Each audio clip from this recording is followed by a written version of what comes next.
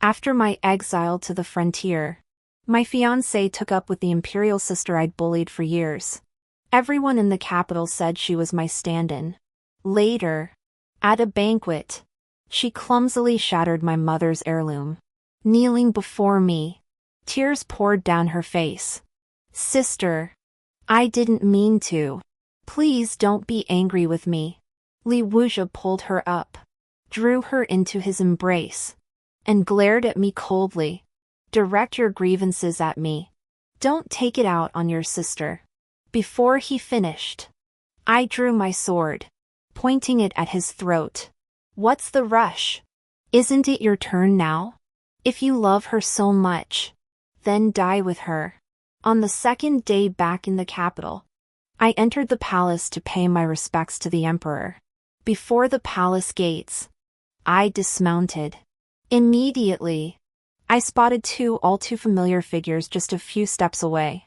Li Wuxia, my childhood sweetheart and betrothed since we were young, and Jiang Jingyue, my half-sister by the same father. "You've only just recovered from the cold. Why are you dressed so lightly today?" Li Wuxia frowned, removing his cloak to wrap her tightly within it. "Wait until we return to the palace and it's warmer before taking it off." Snow settled on her lashes, melting into droplets that trickled down her delicate, soft face with each blink. She looked exceptionally pitiful. "I heard my imperial sister returned to the capital a few days ago." Jiang Jingyue sniffed, her eyes reddening slightly. "Everyone in the palace says that now she has military merits. Even if she wanted to kill me, father would only consent. With me protecting you, who dares?" Standing nearby, I finally couldn't hold back and spoke up. "You two are quite deeply in love, aren't you?" Li Wuxia whipped his head around. Recognizing me, he instinctively stepped forward, shielding Jiang Jingyue behind him. Then he whispered, "Shuyi." I adjusted the sword at my waist. Before I could speak, Jiang Jingyue spoke first. "After 3 years apart, your Imperial Highness seems untouched by the border's harsh cold. Your beauty has only grown more peerless." As she spoke, she carefully offered me a flattering smile. Her expression was utterly innocent and pitiable. I watched her with interest. After a moment, I suddenly sneered coldly. "Not as repulsive as you, Jiang Jingyue. You're even more hideous now than 3 years ago. I fear I might vomit if I look at you one more time." "Jiang Shuyi!" Li Wuxia roared angrily. "You've just returned to the capital, and already you're targeting Jingyue again? Is that not permitted?" He looked at me with utter disappointment. "You were already arrogant and tyrannical back then, picking fights with your sister over everything. I thought 3 years of exile might have tempered you somewhat. I never imagined you could become this venomous." A sharp, searing pain surged up from my heart. I stood in the increasingly bitter wind and snow. Somehow, memories of the past suddenly flooded back. 3 years ago, when my father, the emperor, exiled me to the frontier. Li Wuxia pleaded everywhere, high and low, yet could find no way to save me. Instead, the commotion drew too much attention, and he was whipped 20 times by his own father. On the day I left the capital, he came to see me off. His face was pale from blood loss due to the whip marks, yet his eyes were slightly reddened. "Shuyi, I will wait for your return. No matter how long it takes, I will wait for you." Snapping back to reality, I sneered coldly. "Right. I am arrogant. Not only arrogant, but I've also killed people. If you're afraid, tell that little white lotus in your arms to keep her tail between her legs and stay out of my way." I left Li Wuxia and the gloomy-faced Jiang Jingyue standing there. I turned and left, heading to the imperial study to see my father, the emperor. By the time our conversation ended, dusk was approaching. Just as I was about to take my leave, he suddenly remembered something. "Since you've returned to the capital, Have you seen Yanjun yet? I paused. Then nodded. No. Go see him. Jiang Yanjun, my brother. Born of the same mother. After our mother passed away, it was just the two of us relying on each other in the palace. 3 years ago, I took the blame for him and was exiled by our father to the bitterly cold northern frontier. It was pouring rain that day as I knelt in punishment before the palace gates. My brother held an umbrella over me. His eyes reddened. I sighed. I am now a criminal. It would be best if my royal brother kept his distance. Shu Yi. It was my fault for not being thorough enough. For failing to protect you. He said I wasn't a worthy brother. 3 years have passed. And he now holds the exalted position of crown prince. Yet here I stand outside the eastern palace. Waiting for over an hour. The palace attendants at the gate keep saying he's swamped with official duties and has no time to see me. I paused in silence. Then murmured softly, since brother is busy, I'll come to pay my respects another day. As I turned toward the gate, I collided head-on with Jiang Jingyue. With Li Wuzhe absent, she no longer feigned innocence before me. Raising an eyebrow, she asked with a sly smile, "What's the matter? Imperial sister? Did Crown Prince brother refuse to see you?" I stared at her expressionlessly for a moment, then suddenly grabbed her collar and kicked her knee. She knelt in pain in the snow, and I pressed her head into the snowdrifts. Knowing full well I've earned military honors and rewards. Yet she still won't bow to me. Is this the etiquette my royal sister has learned? Watching her lie in the snow, utterly disheveled, I finally straightened up and left with a sense of satisfaction. As I reached the corridor, I couldn't help but glance back. Jiang Yanjun, who had been buried in official duties moments ago, ordered the palace gates opened the instant he heard Jiang Jingyue had arrived. "I had your favorite sweet soup stewed. How did you end up like this?" From afar, Jiang Jingyue's voice, feigning strength, reached my ears. "Nothing. I just stumbled and fell." She paused briefly, her voice suddenly cracking with uncontrollable sobs. Perhaps my imperial sister saw me the moment she returned to the palace and felt displeased. 7 days later, a banquet was held in the palace. Since my return to the capital, rumors had been swirling throughout the city.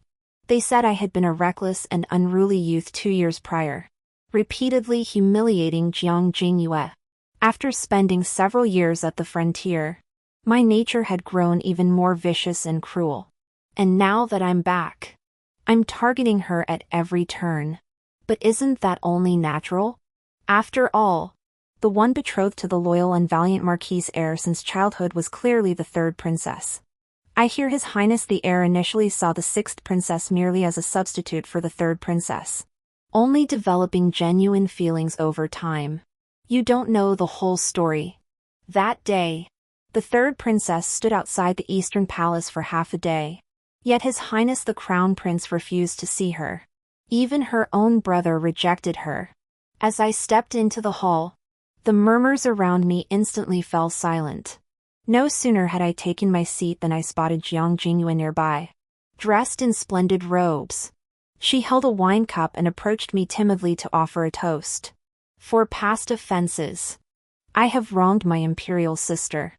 As she raised her hand, her sleeve slipped down, exposing the familiar white jade bracelet on her slender wrist.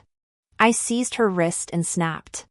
"Who gave you permission to flaunt my mother's heirloom before me?" Tears streamed down her face in terror. "I'm sorry. Crown Prince brother put it on me. I'll take it off right now." Her frantic hand fumbled to remove it, but the sudden strain made her stumble, sending her crashing to the ground. The bracelet fell with her, shattering into pieces. I sprang to my feet. "Are you trying to die?" She lay prostrate, trembling violently, tears streaming down her face like broken threads. "Forgive me, imperial sister. I didn't mean to. It's just that when you forced me to curtsy in the snow that day, I injured my knee." Before she could finish, Li Wuxia suddenly appeared. He pulled her up from the ground, drawing her into his embrace, and glared at me with a cold expression. After you left, I did turn my affections to Ayu. But this isn't her fault. Take your grievances out on me, not your sister. My hand gripped the hilt, drawing the long sword from my waist and pointing it straight at his throat. What's the rush? Isn't it your turn now? After all these years, you still resort to such low, despicable tricks. Shattering my mother's heirloom before my eyes, did you think I'd let you off? I shot Jiang Jingyue a look of disgust before turning my gaze back to Li Wuxia. If you loved her so much, then die with her. The grand hall fell into complete silence. My sword advanced inch by inch. Before it could pierce even half an inch into his flesh, a cup suddenly flew from the side, smashing into my hand. The pain made me loosen my grip slightly. Li Wuxia seized the moment, pulling Jiang Jingyue back with him. I turned to see Jiang Yanjun, clad in black robes, his expression sharp. My own flesh and blood. My crown prince brother. He stood on the steps, looking down at me. Jiang Shuyi, who gave you permission to draw your sword within the palace? You have no sense of propriety. The flying cup struck my wrist, hitting an old wound. The pain made my vision blur. Yet I had no choice but to brace myself with the sword tip to steady my stance. Lifting my eyes to meet his, I said, word by word, she shattered the late empress's keepsake. That bracelet was mine to give to Aiyue. How she disposes of it is entirely her decision. Jiang Yanjun spoke calmly, but his tone suddenly darkened. I know everything that happened outside the Eastern Palace that day. You've always been stubborn and ill-tempered. Years ago, you couldn't stand Ayu and humiliated her at every turn. Now you dare to use mother's name to torment her again. He turned his face slightly, glancing at the biting cold wind outside the hall and the thick snow piled on the ground. Lowering his eyelashes, he looked at me with haughty disdain. Go kneel outside the main hall for 2 hours to reflect on your actions. Within the hall, countless eyes instantly turned to me. I knew it! Even His Royal Highness the Crown Prince despises her. What good is being a princess then? Even if she is the daughter of the late Empress. Repeatedly humiliating the 6th princess like this is simply too much. They say she has military merits. But what could a mere woman possibly accomplish?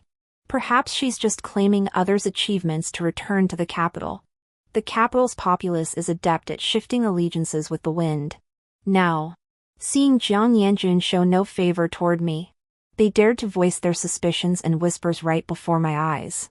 And Jiang Yanjun, my dear brother, he didn't spare me another glance.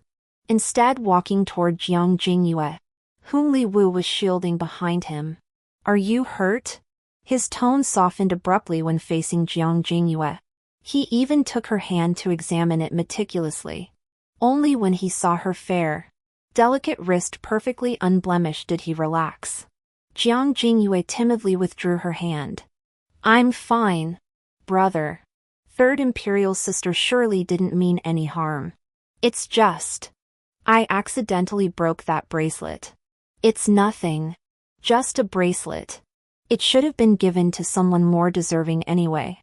Seeing her self-reproach, Jiang Yanjun felt even more heartbroken. He softened his voice to comfort her. In a few days, I'll pick out a better one for you. Jiang Jingyue's tears turned to a smile. Then could you please stop punishing my sister? She was just acting in the heat of the moment. Standing nearby, I couldn't help but burst out laughing at her words. Oh, oh, oh, what a splendid little drama this is. Why don't I set up a stage right here?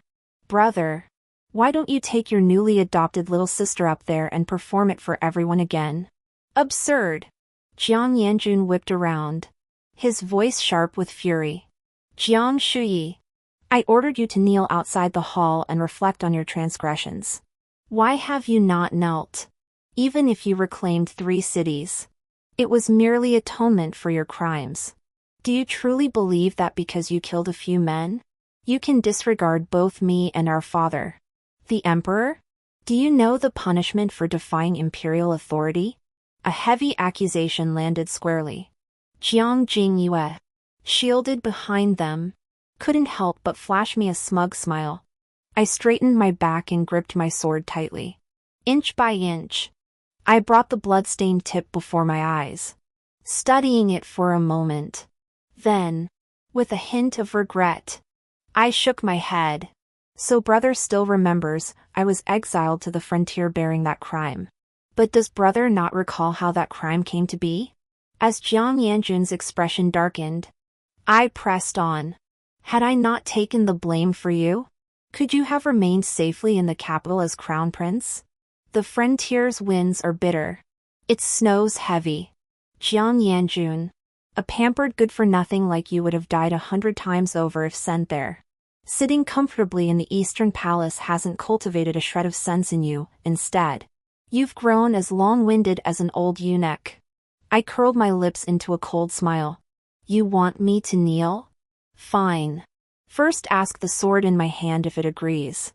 As I stood my ground, locked in a standoff with Jiang Yanjun in the Grand Hall, father finally arrived. Late as ever. He exchanged a glance with Jiang Yanjun, then tried to smooth things over. Enough. It's just a minor matter. Why must you siblings quarrel so fiercely? Shu Yi. Sheath your sword. No matter what. Yanjun is still your elder brother. Brother. Those two words crashed down, unleashing the pain I'd deliberately ignored for so long. Throughout the palace banquet that followed, I remained silent, drinking in solitude. After it ended, I slung my sword and climbed into the carriage of the princess's residence. Before I could speak, a slightly rough hand rested on the back of mine. I heard everything that happened in the palace earlier. I lifted my head to meet a pair of clear eyes that seemed to see through everything. Fang Jingyu held my hand and spoke calmly. Your Highness should not act impulsively. I fought at the frontier for 3 years, recapturing numerous cities. She was my military strategist, my most reliable companion. Covered by her warm, dry palm, the restless emotions in my heart gradually calmed. Exhaling slowly, I gave a light chuckle. I won't again. The matter I asked you to investigate, any leads? It's clear now. Her tone turned serious. His Majesty knew full well your exile was a scapegoat, so he distanced himself from the second prince. Later, the second prince used a case to ingratiate himself with consort Zhou, gradually earning the emperor's favor until he was named crown prince. I sneered coldly, so this crown prince position was bought by fawning over his enemy. The carriage jolted unevenly through the thick snow. In the dim candlelight, whenever I closed my eyes, I could almost see Mother's final appearance before she passed. She drank the restorative soup laced with slow-acting poison that consort Zhou had Jiang Jingyue deliver. And day by day, she wasted away. In the end, exhausted and spent, she leaned against the bedside. With hands like withered branches, she stroked my face and my brother's face again and again. Your father, the emperor, is incompetent and tyrannical. From now on, you two siblings will be all that remains to rely on each other within the palace. Yanjun. Remember the words I entrust to you. No matter what, protect your sister. 12-year-old Jiang Yanjun clasped her hand back, biting his lip almost to the point of drawing blood. But he failed. I opened my eyes, looked at Fang Jingyu across from me, and slowly smiled. The position of crown prince naturally belongs to the most capable. Since Jiang Yanjun has been deposed, let someone else take his place. I knew that by bringing up the past and publicly humiliating Jiang Yanjun, he would not let it rest. Sure enough, after the palace banquet, rumors in the capital grew even fiercer. Everyone claimed my return to the capital was achieved by usurping my subordinate's merits. They said her so-called consecutive recapture of 4 cities was all thanks to the soldiers risking their lives. After all, A princess raised in luxury since childhood, how could she possibly understand military campaigns? To claim the credit for herself. She had several deputy generals who knew the truth killed. The rumors grew ever more intense. Father soon lost his patience and summoned me back to the palace. Shu Yi, I know you endured much hardship at the frontier. Yet these unfounded rumors, the court's murmurs, are not entirely without basis. Regarding past matters, I spared you because of your youth and ignorance. That matter is closed. I shall restore your title. Surrender your military insignia and henceforth live peacefully as a princess. I did not reply immediately, only lifting my gaze to the haughty Jiang Yanjun standing beside him. At that palace banquet, I had publicly humiliated him. Yet he dared not retaliate then, fearful of the military power I held. This idea must have been his. What a fool. I took out the military token and, before handing it over, bowed respectfully. Your humble daughter has always served the emperor. Yet while I was away from the capital, Jiang Jingyue dared to steal my betrothed. I was seeking his promise. Without hesitation, he replied, Indeed. Jingyue has overstepped in this matter. Your resentment and need to vent are understandable. Jiang Yanjun frowned beside him. Father. Enough. This matter is settled. Father's final word was decisive. Shu Yi, return to your residence. As I exited, I bumped into Jiang Jingyue. She stood leaning against the railing, her cloak gathered around her, flashing me an innocent, sweet smile. I know the truth. My elder sister risked her life killing enemies at the border to earn merit, all to help Crown Prince brother gain a stronger foothold in the capital. But what good did it do? Now I am the sister he values, the woman he adores without reservation. Every rare treasure sent to the palace must first pass through my hands for selection. What you traded your life for merely makes my life more comfortable. Elder sister, do you hate me? I stared at her expressionless for a moment. Then I stepped forward, grabbed her collar, and slapped her twice across the face. Jiang Jingyue's fair, delicate face flushed crimson and swelled. She stumbled backward, collapsing onto the snow, and cried out in disbelief. Jiang Shuyi! I yanked her up by the collar and kicked her squarely in the stomach. You know I've killed people, and you still dare provoke me? Pain made her curl up in the snow. Her eyes filled with venom as she glared at me. I met her gaze from above, my tone laced with scorn. If you feel wronged, go whine to your brother and your beloved lover. See if they can possibly stand up for you. Of course they can't. I just surrendered my military command, even if it was for the sake of superficial peace. Father wouldn't punish me over this petty squabble.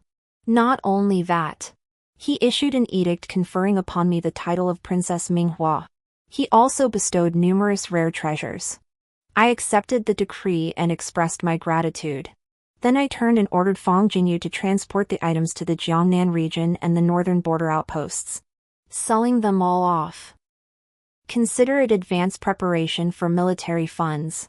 Late at night, in the stillness, she and I sat face to face in the pavilion of the princess's residence.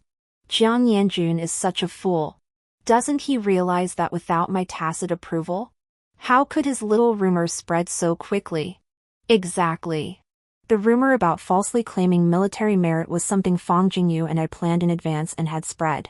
The more incompetent and powerless Princess Jiang Shui appeared in public, the less noticeable our covert recruitment and strategic maneuvers became.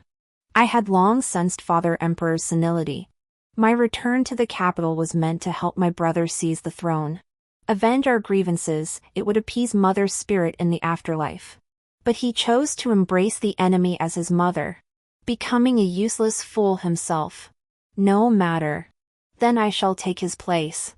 Armed with the promise secured by surrendering the military insignia, I began visiting the palace daily, openly tormenting Jiang Jingyue.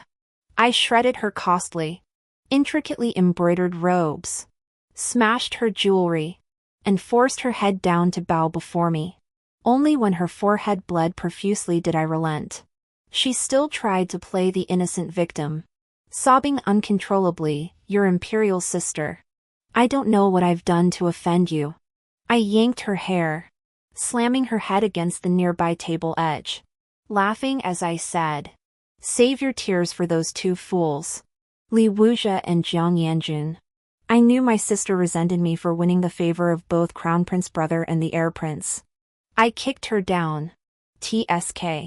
If they adore you so much, why aren't they here to avenge you?"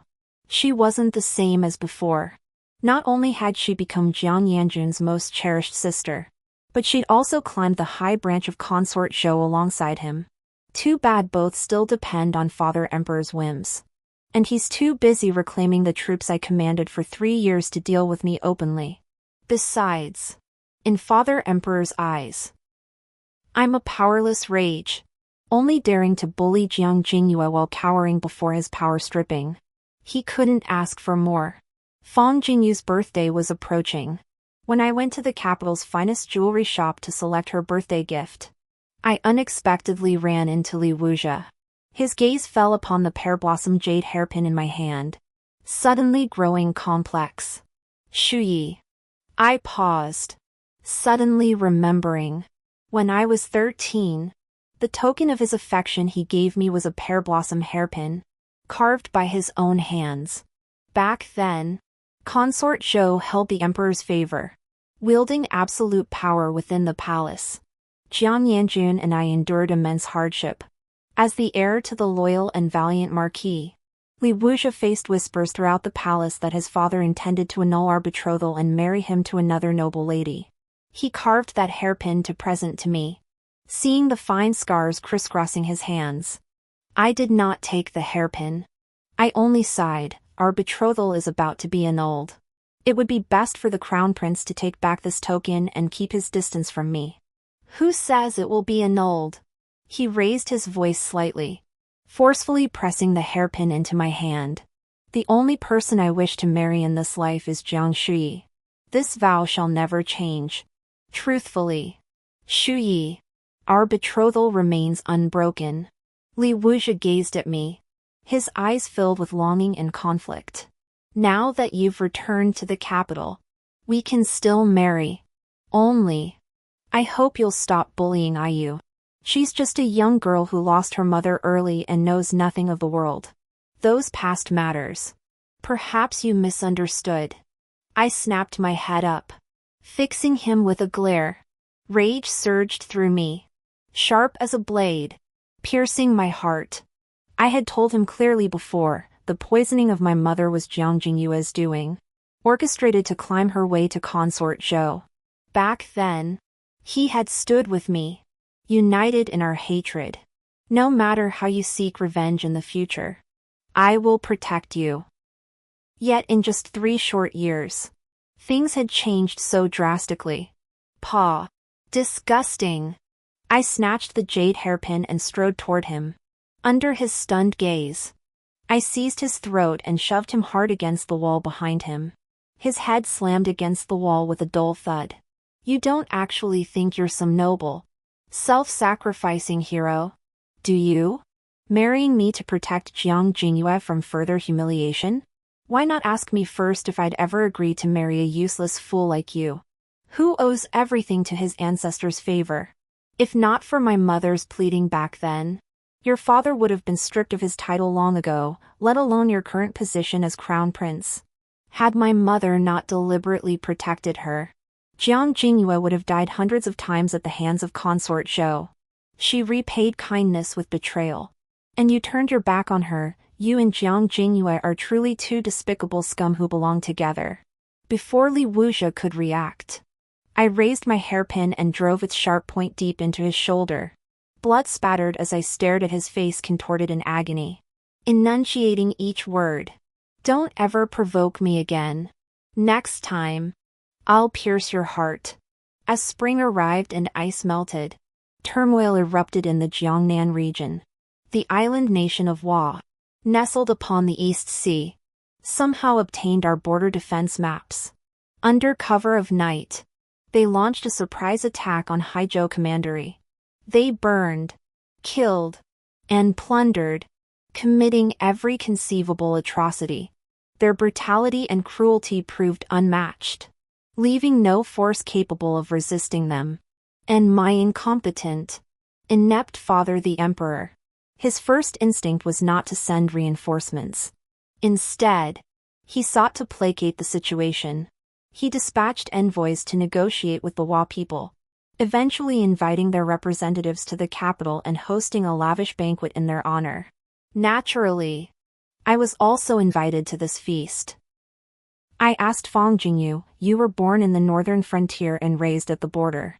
Didn't you once say you've always longed to witness the splendor of the capital? Come. Today I'll take you into the palace. She sat beside me in the carriage, shaking her head. The ruler of a nation and his crown prince, together they possess not a shred of backbone. Faced with a tiny, insignificant country, their first instinct is retreat and negotiation. I tugged at the corners of my mouth, yet my eyes held no trace of humor. Indeed, utterly absurd. In the grand hall, I saw the envoys who had come from Wa. They were short and stocky, with rat-like eyes gleaming with malice and even cruelty. After performing a perfunctory bow to my father, the emperor, their gazes roamed the chamber with unrestrained curiosity. When they swept over my face, they paused briefly. They even exchanged a glance with Jiang Yanjun seated upon the high dais. After 3 rounds of wine, my father, the emperor, asked them with a pleasant expression, what terms would satisfy your withdrawal of troops from the capital? The lead envoy suddenly knelt. Your Majesty, our emperor has long desired to forge a bond between our 2 royal houses. He has therefore sent us to seek the hand of a princess in marriage. Should Princess Minghua come to our court as a peace bride, His Majesty will honor her with the esteemed status of a secondary consort. We implore your Majesty to grant this request. I jerked my head up, fixing my gaze on Jiang Yanjun seated upon the high dais. And beside him, Jiang Jingyue, whose lips couldn't suppress a smug smile. Jiang. I managed only a single syllable before someone among the surrounding court officials abruptly knelt. It was Li Wuzhe's father, the old loyal and valiant marquis. We implore Princess Minghua to consider the greater good for our dynasty's century-long foundation. For the safety of our common people. A circle of courtiers around him knelt before me. Princess. Act with righteousness. Piecing it together. I understood in an instant. There was no such thing as a border map leaked without cause. From the very beginning, this was a trap set by my so-called elder brother to humiliate and eliminate me. The Marquis of Loyal Valor lifted his weathered, bark-like face, tears streaming down as he gazed at me. He concealed his blatant purpose beneath the guise of so-called family and national righteousness. This old servant knows the princess is of noble birth and surely unwilling to cross the vast ocean. But now, for the sake of the people, Jiang Yanjun, ignoring the others present, I fixed my piercing gaze on Jiang Yanjun, seated not far away. You, who abandoned the safety of the common folk for your own selfish desires, dare sit so calmly upon that high platform now. You, a beast of a man, worthy of being the crown prince of a nation? His expression darkened. Absurd. Jiang Shuyi, do you have any regard for the rules of propriety? Rules? I chewed these words slowly, my gaze sweeping inch by inch across the diverse expressions in the grand hall, as if watching a farce of the most absurd kind. Then I suddenly laughed aloud. Very well, brother. Let us see my rules instead. I activated the mechanism. The dagger, tightly bound to my forearm, slid out of my sleeve and into my firm grasp. The familiar, rough handle pressed against my palm. Gripping it, I leapt forward, charging toward the smug Japanese envoys. I raised my arm and swung with all my might. With a wet thud, the blade sliced through flesh and severed a throat. Blood spattered everywhere. Scalding human blood splashed onto my cheek, which I casually wiped away. The heavy, sweet salty stench filled my nostrils as I watched the 3 bodies collapse before me. Slowly, I turned away. Father Emperor rose. His expression a mix of furious rage and panic. Minghua, you've gone mad. Your son is not mad. Blood pooled on the dagger like a small stream, then dripped down the blade's edge. Standing before the 3 corpses, I saw my own reflection in the eyes of those present, a figure now resembling a demon. Those who offend me, though difficult to punish, shall be punished, though distant, shall be punished. Father, this is your son's rule. Wa, a tiny vassal state dependent on our dynasty, has coveted our territories for a decade. Their recent rampage of arson, slaughter, and plunder, murdering innocent civilians, is utterly abhorrent. Your humble son advocates war, never peace. I beseech your majesty to issue the decree. Let me lead troops southward to expel the Wa pirates and reclaim Haijo Commandery. My final words rang out with unwavering conviction. Princess. The old loyal and valiant Marquis must have hated me for wounding his son. Yet he still tried to speak. I gripped my dagger tightly, raising my hand impatiently to slice off a large patch of his hair. Shut your mouth, old widower. Father gripped the dragon throne's armrest, staring at me with astonishment and hesitation. He could hardly be called a wise ruler. He seized the throne through my mother and maternal uncles, then grew fearful of them. Once firmly seated, he neglected my mother and deliberately favored scholars over warriors. Thus, he gradually brought this down upon himself. Remember, when my maternal grandfather and uncles ruled, the Japanese dared only grovel before us, bowing in submission. At this moment, several military officers, former subordinates of my uncles who still held court positions, also knelt before him. Because the emperor favored scholars over warriors, their influence had waned, yet they still held some sway. We implore your majesty to permit the princess to lead an expedition southward to reclaim Haijo Commandery. The military authority he had just reclaimed would now pass into my hands. Father Emperor clearly resented this deeply. Yet I had already executed the Japanese envoy in the palace. Peace negotiations were now impossible. With no other choice, he reluctantly agreed to my request. But to check my power, he immediately issued an edict appointing Prince Li Wuxia, heir to the Marquis of Loyal Valor, as the military inspector accompanying the expedition. It mattered not. I cared not. Those who abandoned me, yesterday's days cannot be held. If he dared obstruct my great cause, Haijo Prefecture will be the burial ground I choose for him. Having received the decree, I led Fang Jingyu out of the grand hall. I spared not a single glance at Jiang Jingyue, whose face remained ashen. Those whose horizons never extend beyond romantic entanglements and private courtyard affairs are never worthy of my serious regard as adversaries. She is merely an enemy I am destined to eliminate. Outside, the setting sun sank low, its fiery crimson glow spilling over the palace's golden glazed tiles. She suddenly sighed. I suddenly realized you were right back then. I turned my head. What? This capital may be far more prosperous than the northern frontier, yet it's rotten to the core. Her gaze swept past the dazzling glazed tiles and settled back on me. When you drew your sword and killed that man in the hall just now, it was utterly decisive. And the blood splattered 5 steps, that was beautiful too. I raised an eyebrow slightly. How does that compare to when I killed your husband? She clapped her hands and laughed. Your sword technique has clearly improved greatly. My acquaintance with Fang Jingyu began in the 2nd year of my exile. I gained entry into the military camp through the remnants of my late maternal grandfather's forces, armed with the swordsmanship honed since childhood under my uncle's tutelage.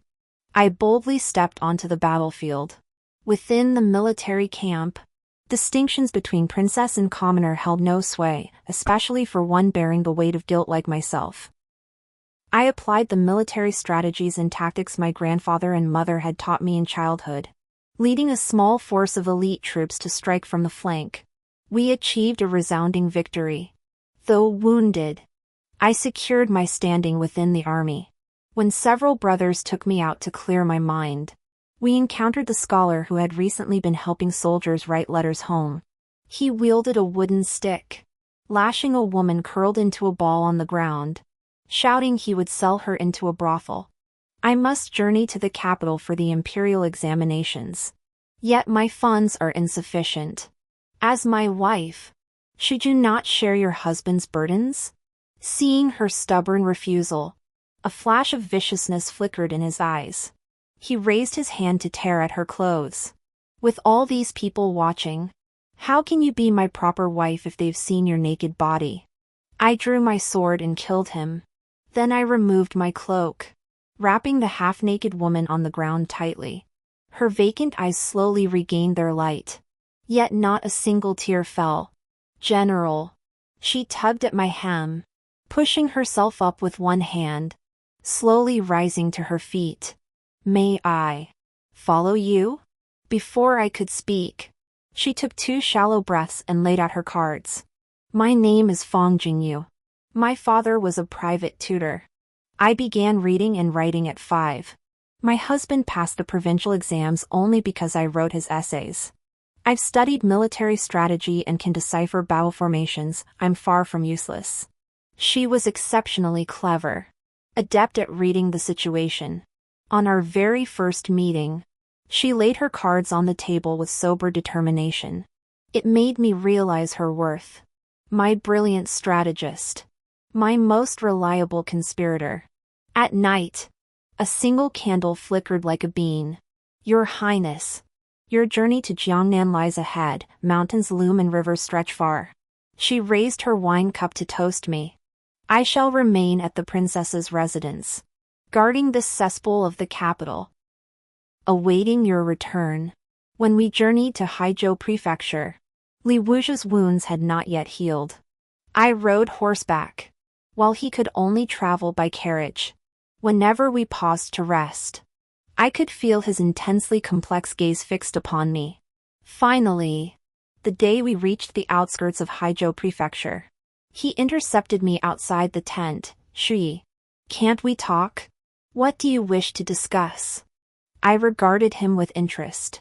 If it's about some outdated betrothal nonsense, spare me. It makes me sick to hear it. You were once well-read, yet now your speech is so crude. As a princess, you ought not. My patience snapped. I raised my hand and slapped him. Li Wuzhe, my esteemed crown prince of loyal courage. I spent 3 years in the frontier military camps. Did you think I went there to enjoy myself? The bitter winds and snows of the north don't breed the affected, pretentious creatures you find in the capital. You've admitted you long ago transferred your affections to Jiang Jingyue. Now you come before me pretending to be deeply devoted? His gaze met mine. After a moment's silence, he suddenly said, Jiang Shuyi, that we've come to this, is it truly only my fault? Had you not disregarded my warnings and insisted on taking the blame for His Highness the Crown Prince's murder, you wouldn't have been exiled to the frontier. You vanished for 3 years without a word. If not for Ayu's tireless efforts to cheer me up, I might never have lived to see your return. You only ever had him, your brother, in your heart. When did I ever come first? His shameless words stunned me. When I came to my senses, rage surged within me. Had I not taken the blame, Jiang Yanjun would have perished at the frontier long ago. How could he have ascended to crown prince today? How could you bask in such triumph now? You think our sibling bond is deep, but surely you don't believe he only struck the Grand Preceptor dead because the Preceptor had insulted the late Empress? I froze. A chill shot up my spine. What did he mean? Li Wuzhe stared straight into my eyes, his lips curling into a slow, cold smile. Back then, His Royal Highness the Crown Prince was neglected by His Majesty and repeatedly suppressed by Consort Zhou's faction. Driven by resentment, he began frequenting the brothels. There, he and the Grand Preceptor, whom His Majesty had just begun to favor, both set their sights on the same courtesan, sparking a dispute. Drunk, He lost control and struck the woman dead. Memories surged back. I recalled that snowy winter day 3 years prior. Jiang Yanjun had come to me in sudden panic. The hem of his black robe still stained with fresh blood. He said the Grand Preceptor, an ally of Consort Zhou, had made outrageous remarks while frequenting brothels, comparing our mother to a courtesan. We argued, and I lost control. I asked him, why would His Majesty frequent such places? Without hesitation, he replied, I intended to follow him, seeking proof of his collusion with Consort Zhou to deceive the throne. He is my brother, my own flesh and blood. Naturally, I believed him. Though my brother is the legitimate heir, he remains inexperienced. If he were branded a murderer, father would surely cast him aside. Besides, we both studied military and literary arts under our grandfather since childhood. He excels in scholarship, I in martial prowess. No matter what, he must not come to harm. Go back now and change your clothes. Burn the blood-stained robe. Leave no trace. I said, brother, remember, I struck the man dead. I snapped back to reality, staring at Li Wuxia before me. A subtle look of satisfaction played across his face. You dare? Since you knew all along yet never told me. How are you any different from him? I said, word by word. Li Wuxia, you and Jiang Yanjun are both shameless scum. I did not sleep that night. A silver crescent moon hung in the night sky. The evening breeze blowing in from Haizhou Prefecture carried the scent of the sea. Sitting beneath the moonlight, sword in my arms, I replayed the past over and over. The root of all these upheavals never lay in my 3 years away from the capital. My brother, and the sweetheart I grew up with, they had long since rotted away. But, so what? So what? 3 years. 1,000 days, endless grinding in the bitter cold of the frontier. My heart remains as firm as a rock, unshaken by all things. Reclaiming Haizhou Commandery proved far smoother than I had anticipated. The Japanese excel at naval warfare, so I lured them ashore, forcing the battle onto land. There, I scattered their formations and defeated them piecemeal. With each step of Haizhou's recapture, Li Wuxia's gaze toward me grew increasingly strange. His gaze carried a hint of conflicted reluctance, even a trace of resentment. In the final battle, the Japanese retreated in disarray. I pursued their commander on horseback, chasing him deep into a desolate valley. After a few strides, Li Wuxia followed. 2 against 1.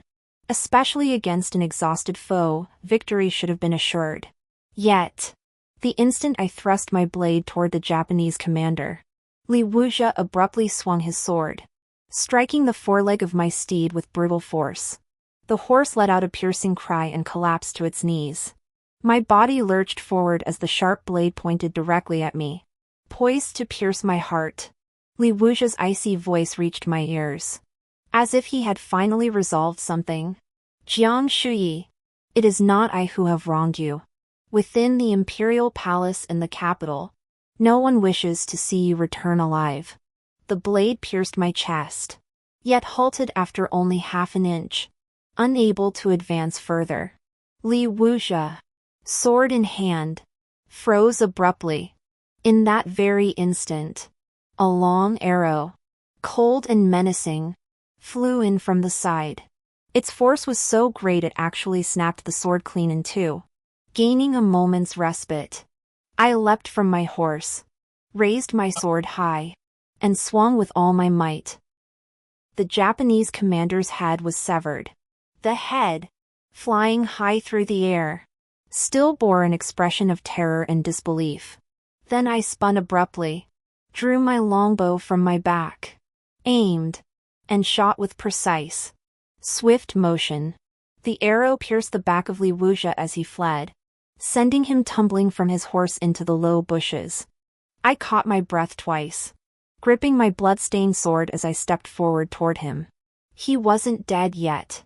Lying face up in the undergrowth, his face covered in wounds, staring at me in shock. He opened his mouth, but only blood and scattered words emerged. Jiang. Shuyi. What a fool. Propping myself up with the sword tip, I leaned forward on one knee and gave his face a contemptuous pat. I knew exactly what you were up to. Did you really think I wouldn't be on guard? I confirmed personally that there were no military ambushes here. I couldn't help but laugh. Those months you forced me to surrender my military insignia, did you really think I'd just quietly accept being a powerless princess? That I'd only vent my frustration by beating and scolding Jiang Jingyue? In truth, Jiangnan is a land of plenty. I contacted Fang Jingyu and gathered the remnants of my late grandfather's retired troops. We'd long prepared elite soldiers, fine horses, and ample provisions, all hidden in Lizhou, right next to Haizhou County. Days ago, I secretly summoned them. They arrived in small groups, each lying dormant throughout Haizhou Commandery. This place included, naturally, useless fools. If you and Jiang Yanjun wished to confront me, you should have drawn your swords and killed me outright. That would have shown some courage. But you dared not. You only dared to humiliate me through the hands of the Japanese invaders, sacrificing the lives and livelihoods of countless Haizhou residents for this purpose. I shall use your blood to honor them, starting with yours. I drew my dagger. While he still felt, I gripped his throat and slowly slit his windpipe. Scorching human blood bubbled and gushed, splashing onto my hands. I savored the look of utter agony on his face. Suddenly, something occurred to me. Oh, right. You must be curious why your sword failed to pierce my heart. I tore open my robe, pulling out a cracked breastplate. Sorry. My strategist crafted me a breastplate. You didn't. Time rewinds to the night before departure. Fang Jingyu and I sat by candlelight, plotting every detail of our capital operations. Finally, she rose abruptly, opened a nearby Wangwali cabinet, and retrieved a small breastplate. I made 2 layers, embroidered with snow lotus flowers. Consider it a prayer for your safety. I glanced at it and chuckled. Your embroidery skills have improved. You. She shot me a glare, bent down, pulled open my robe, and placed the mirror carefully inside. This protects only against villains, not gentlemen. Haizhou Commandery was recaptured. Inspector General and Crown Prince of Loyal Courage, Li Wuzhe, was executed on the spot for colluding with Japanese pirates and plotting to assassinate Princess Minghua. I then led over 10,000 elite troops back to the capital in triumph. Along the way, the people lined the roads to welcome us. On the day we reached the capital, the main courtyard of the princess's residence was lit by candles all night long. Fang Jingyu and I sat on a soft couch. The flickering light of a single oil lamp danced in her eyes. She said, "Everything is ready." Additionally, during the planning phase, I uncovered something quite intriguing. It might help us resolve matters without bloodshed regarding your brother. The following evening, His Majesty hosted a banquet in my honor. He raised his cup, clinking it against mine from afar. I knew his intent: first honor, then force. After praising my achievements, he would employ both persuasion and coercion to compel me to surrender my military authority. Alas, Father, this time your wishes shall not be fulfilled. I toyed with my wine cup and smiled. Father, you do well to drink sparingly. Should your vitality be sapped, leaving you unable to satisfy consort Zhou, would it not fall to brother to till the fields for you once more? These words sent shockwaves through the hall. Jiang Shuyi, what utter nonsense are you spouting? Jiang Yanjun reacted violently, leaping to his feet in a fury so intense it sent the low table before him crashing to the floor. My gaze shifted to him, and I snorted derisively. Your Royal Highness, before you fly off the handle like that, perhaps you should cover up that love bite your sugar daddy left on your neck. His hand shot up instinctively to cover it, The moment his fingers touched his neck, he froze, realizing his mistake. But the implication of that gesture was already clear. "Your Majesty!" A cry of alarm pierced the air. I looked up to see Father Emperor seated upon the dais, his finger pointing toward Jiang Yanjun. But his eyes rolled back, and the finger he raised trembled violently. "You unfilial son," emphasizing those words. His head lolled to the side as he fainted. "Guards!" The sudden turn of events left everyone stunned.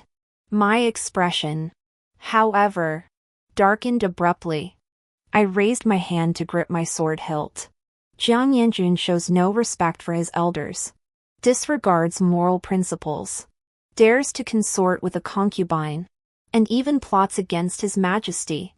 Arrest him! And Zhou, the imperial consort who now feigns illness in the Jiafeng palace, arrest her too and throw her into the imperial dungeons. The palace guards, already replaced by our loyal men, surged forward. Other court officials tried to speak, but when hundreds of elite soldiers suddenly flooded the hall, brandishing their weapons, they wisely fell silent. I walked with measured steps, slowly approaching Jiang Yanjun, who was being forced to kneel with his arms pinned down. I casually smashed a cup, pressing the sharp shard against his throat. His face drained of color. Yet he couldn't utter a word. "Brother," I said, "you plotted against our father, embraced the enemy as your mother, and conspired with her in secret. Such deeds, if I were to kill you now, you'd likely be reborn only as a beast in your next life." This was the intriguing matter Fang Jingyu had inadvertently uncovered. Consort Zhou was a woman of insatiable desire. In her youth, she ensnared the emperor, gradually draining his vitality.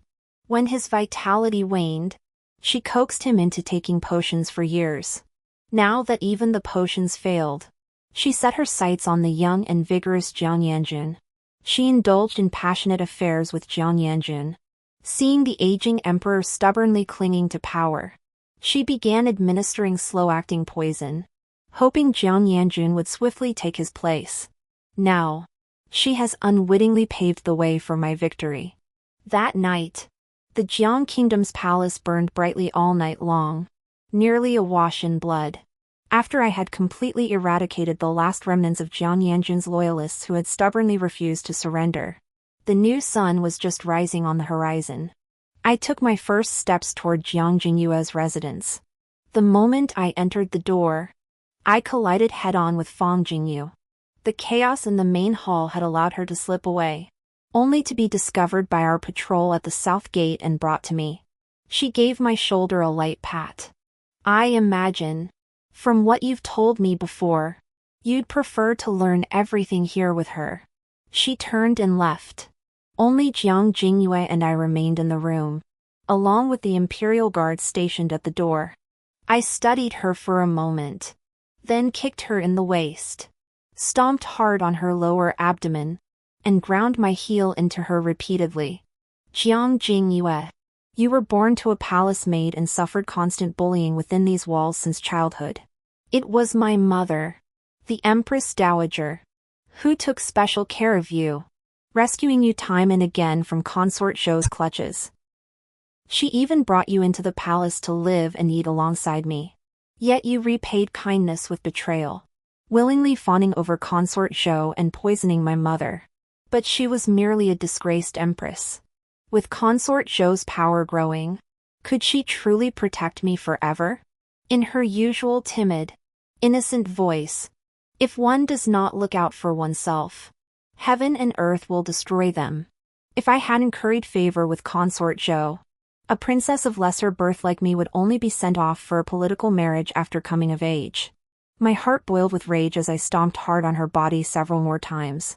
She coughed painfully. "I don't understand. Why? Why what? Wasn't Li Wuzhe the one you loved? He turned his affections to me. You should be heartbroken. How dare you kill him outright? Crown Prince brother. He's your own flesh and blood brother. A brother like that? Let whoever wants him have him." I have no use for him. I spoke coldly, crouching down to lift her chin with the tip of my dagger. Didn't you like him? Here. Take him. As I spoke, my hand rose, the dagger's edge slashing hard across her delicate cheek. 2 crisscrossed gashes, deep enough to show bone. She trembled, touching her face, then suddenly began screaming like a madwoman. Scare her already. Jiang Jingyue? I curled my lips. This is only the beginning. I ordered Jiang Jingyue and consort Zhou locked in the dungeon, drugged daily, while restoring their bodies. I heightened their pain sensitivity tenfold. Guards were stationed to carve a cut, slice off a piece of flesh, every half hour. As for that incompetent, good old father of mine, even with the imperial physician's best efforts, his body was already hollowed out, and he'd been poisoned. Under such severe shock, half his body was crippled. But that didn't matter. After having someone hold his hand to write, stroke by stroke, the edict deposing the crown prince and transferring the throne to Princess Minghua, I thoughtfully ordered someone to keep a close watch on him, ensure he receives proper medical care so he may live out his remaining years in peace. Oh, and since my mother and maternal grandfather and uncle passed away early, father must have always felt guilty about that, right? You must serve him well. Every day. Help him out of bed and make him kowtow 100 times before the spirit tablets of my mother and maternal grandfather. This is my small act of filial piety as a daughter towards father. The attendants by his side murmured their assent. My father, his face twisted and eyes bulging, lay in bed glaring at me, yet unable to form a coherent sentence. I stood by the bedside and smiled at him. Father, you always say I lack propriety. That mother failed to raise me properly. How many times have you punished me for this in the past? Now, father, it's time for you to see what my sense of propriety truly is. The following year found me utterly consumed with work. I secretly rallied the remnants of my maternal grandfather's forces, marshaled troops, and set my sights on the northern frontier. We had already captured 6 Chang strongholds. As we approached the imperial capital, they finally surrendered. They agreed to become a tributary state, pledging annual offerings. It was said they would also send their most beautiful 9th prince to the emperor as a peace offering. Leaning my chin on my hand, I said lazily, "Is that so?" That was a minor matter.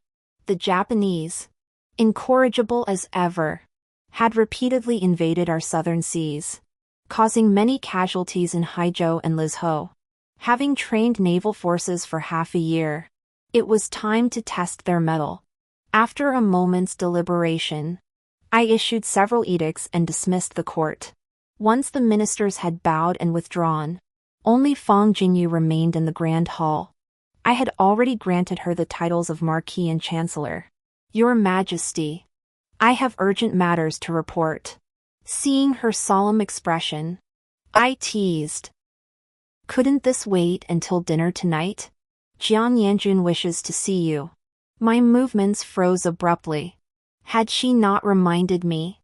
I nearly forgot about my dear brother. After the palace turmoil, I dealt with every other enemy. Only Jiang Yanjun remained. Those days, I kept dreaming of mother, of childhood. My martial arts were too strong, and father scolded me constantly, a princess behaving so crudely, breaking all rules. On several occasions, I couldn't hold back my tears of hurt. He would run out of the palace, buy sugar figurines from the common folk, and bring them back to comfort me. He truly was my blood-related brother. My good brother. I once sincerely intended to help him ascend the throne, then avenge our mother. My feelings for him were far more complex than those I held for Li Wuxia. That's why I only had him locked in the dungeon with dozens of snakes. Not executed immediately. Now, stepping into the dungeon, I saw he had been tortured beyond recognition, emaciated to the point of barely resembling a human form. Of course, From childhood, he feared snakes most of all. Seeing me, the dead stillness in his eyes flickered. His voice rasped out, hoarse and torn like shredded brocade. Why? Didn't you just kill me? I opened the cell door and stood before him, gazing down at him. Why did you do this? The prolonged, lightless torment made him stare at me sluggishly, taking a long moment to comprehend. Why? Because I am a prince, and you are merely a princess. She only caused you some grievances in the harem. But me? I went hungry and cold. In the imperial court, my father the emperor paid me no mind. When I finally secured an official post, her faction held sway over everything. I hit walls at every turn. If I failed to accomplish tasks, I faced my father's scolding. How could you possibly know what my life is like? As the legitimate son, I'm treated worse than those eunuchs. Any noble scion can bully me at will. That's because you're weak and incompetent. If I were you, I'd draw my sword and die with them rather than live in cowardly submission. Then he whispered, Shui. Of course she failed me. Why could Consort Zhou receive such favor? Yet she couldn't lower herself to curry favor with the emperor for my sake. He raised his head, glaring at me with a savage expression. Blame her for being a disgraced empress. A useless mother. Rage surged like flames. I yanked his front collar, shoving him hard against the stone wall behind him. Once. Then again. Until he slid from my grasp like a pile of rotten flesh. I straightened, gazing down at him. His hair matted with blood. His features barely recognizable. My lips moved. Goodbye, brother. That night, I dreamt of mother once more. Having killed Jiang Yanjun with my own hands. I could scarcely meet her gaze. Yet she approached, stroking my hair. Shuyi. I whispered, Mother. It's my fault. You did nothing wrong. It was Yanjun, your elder brother, who failed to protect you. In the dream, she took my rough hand, covered in old, layered scars, her voice filled with sorrow. Our Shui must have endured so much suffering. My heart felt as if it had been submerged in warm water in an instant. All the lingering negative emotions vanished completely at her words. I opened my eyes to find the moon shining brightly outside the window. Memories of the past swept past like shifting sands, carried by the night wind, scattering silently in the breeze. This year, I turned 20. I had settled all scores with my enemies and gained everything I desired. The rest of my life would be spent securing my place in history. The end.